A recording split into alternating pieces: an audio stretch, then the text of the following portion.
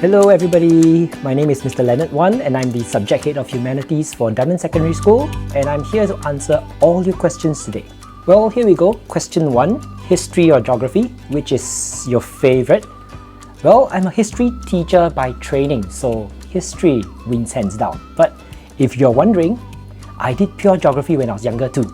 So if you ask me, I'm a total humanities person. History, geography, I love it all.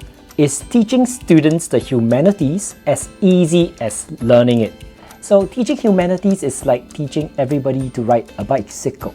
Some of us take to it earlier, some of us take it later, but hey, it isn't that difficult. Well, this question, don't have exams? Well, with the new ministry policy at Sec 1, you don't do exams in mid-year. So the very first exam you will see is your end of year exams.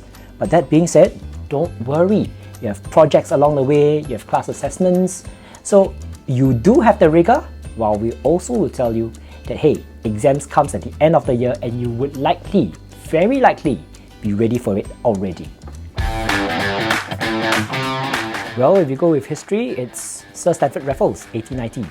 1965, 9 August, and we celebrate that every single year since. Well, we start off with the one on our dollar bill, so Mr. Yusof Ishak, followed by, say, we have a bridge named after Benjamin Shears. Then we have Devin Nair, followed by Wee Kim Wee, the one who has a school named after him. I think Mr. Ong Peng Cheong, S.R. Nathan, Dr. Tony Tan, and last but not least, Madam Halimah Yacob, our current president.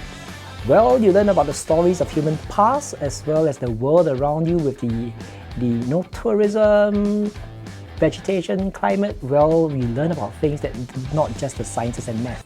And well, some of you are wondering, what is some signature programs that we actually do for humanities? Very big part of our signature program for geography would be, well, the sensory skills program. So if you're interested about the flora and fauna, the birds, the animals, and the trees that's around us, join us for our sensory skills program in Sec 1 and 2. What advice would you give to a new student to Dunman? One greatest advice I can give you is come with an open mind, because there are new subjects, new things that you're going to learn that, well, you won't get to in primary school.